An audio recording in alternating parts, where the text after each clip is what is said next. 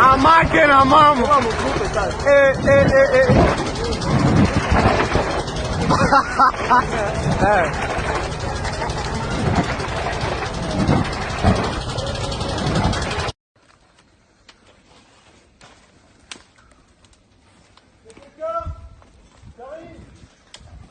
C'est un drone ou l'orage? Non, c'est un drone. Et ils sont fous. Mais oui, ils ont tiré 2 fois. Goma. Des bruits d'explosion ont été entendus vers 4h05, puis à nouveau vers 4h15. Une attaque de drone a visé Goma. Il est 4h du matin, ce quartier où logeaient plusieurs responsables de l'AFCM 23.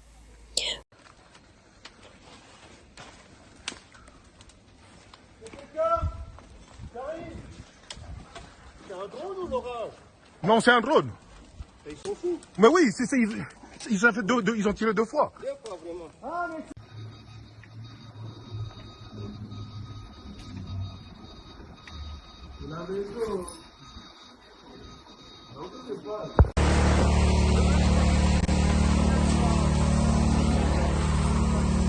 Le 1 touchait seulement le plafond.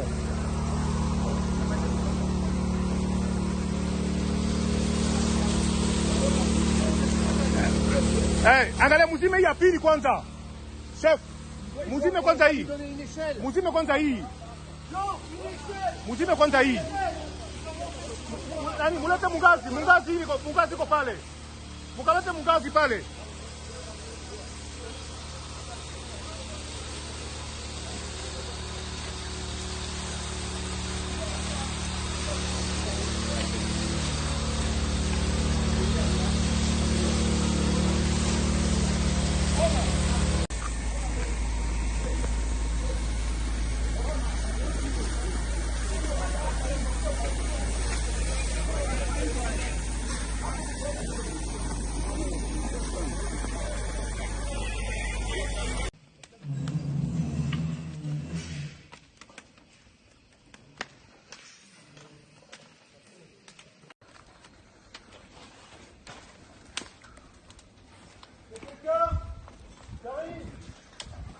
C'est un drone ou l'orage?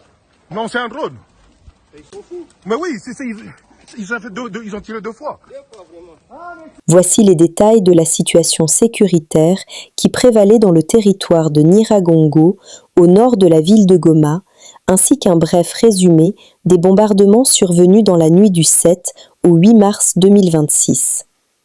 Selon les informations recueillies sur place, les FARDC, appuyés par les patriotes Wazalendo, avaient attaqué les positions des rebelles rwandais du M23 à Kibati, précisément au niveau du monument. Pendant les affrontements, de violentes détonations d'armes lourdes et légères avaient été entendues dans toute la zone.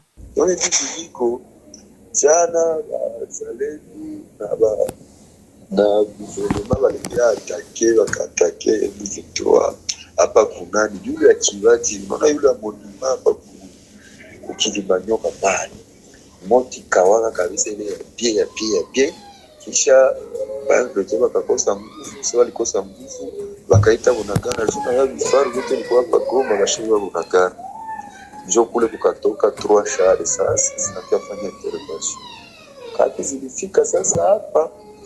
Sasa zinaweza piloni sasa pale muparke, sasa zinaweza piloni kwa bazaletu direct ya Kikakuya ile madrone zikakuya zikabombardia ile mimashar zikaua tu na watu kidogo walikufia pale sana zilikuwa vita hatari. Kisha sasa limaza wasoda wengine wakakimbia, sasa limaza kimbia basi FARDC wazaletu wakakamata pale.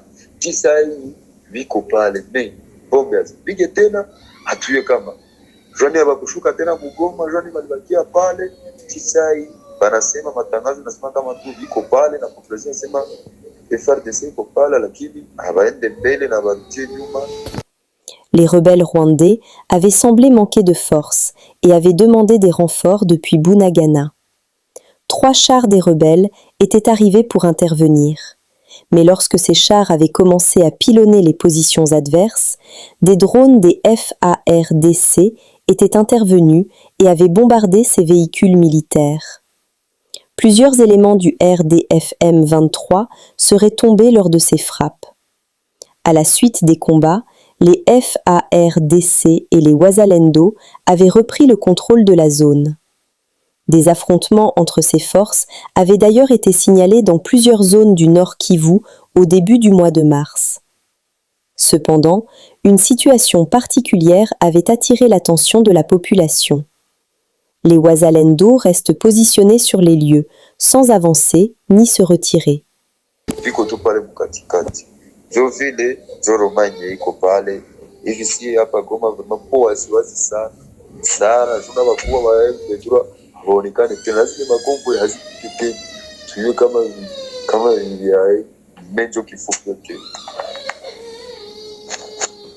Cette situation suscite beaucoup de questions parmi les habitants, certains se demandant pourquoi ces forces restent stationnées sans progresser vers Goma ni reculer.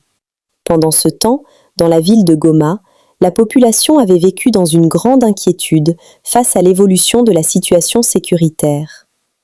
Plusieurs habitants constatent que les autorités du M23 sont devenues invisibles, contrairement à leurs habitudes. Voilà ce qui constitue l'essentiel de la synthèse de la situation sécuritaire dans le territoire de Nyiragongo.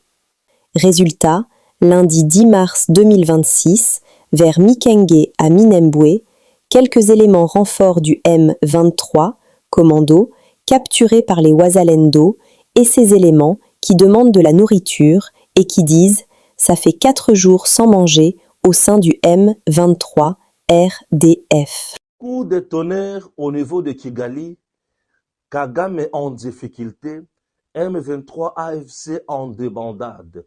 Oswald Moko Yabatu Oyo, Bamesana ko financer rébellion en République démocratique du Congo, arrêté par la maison militaire ce soir. Oswald Mukingi Naimana, interpellé par la maison militaire du chef de l'État ce soir, il fit ex-DG OCC. Ce monsieur bazo reproché Makambo Ebele, il fait partie, il y a un grand financier, il y a M23, les gens qui cherchent à tout prix renverser le président Tshisekedi, il vient d'être arrêté. Beaucoup de choses autour de son arrestation. Téléphone à Ebimisi Makambo Somo. Pour ce soir, je vous donne juste ce flash. Au moment où je vous parle, bazo lokotabango moko pour la maison militaire du chef de l'État. Ils ont la carte à surveiller Kinshasa. Ils ont la carte à nettoyer Kinshasa. Perquisition ndako ya Jakindala. Makambo ya Somo Ebimi. Boza la Kimia. C'est mercredi sur Tango Koki RDC. Vous aurez beaucoup de détails avec la liste complète, avec la liste complète de tout le mercenaire, de tous les espions, de tout le traître. Il est là. Ex-DG à OCC. Kigali Ningani, puisque ce monsieur, c'est l'ancien, il y a RCD. Comprenez déjà, RCD c'est Paul Kagame, RCD c'est crime contre l'humanité en RDC. La maison militaire ne se fatigue pas. Bazo lokota bango moko na Kinshasa, tiba kosila.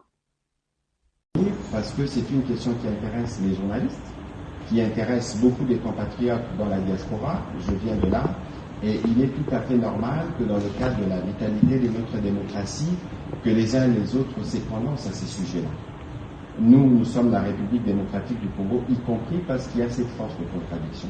Mais ce que moi je peux vous dire, nous aujourd'hui, exactement comme j'avais dit à l'époque, nous travaillons à recouvrer l'intégrité territoriale.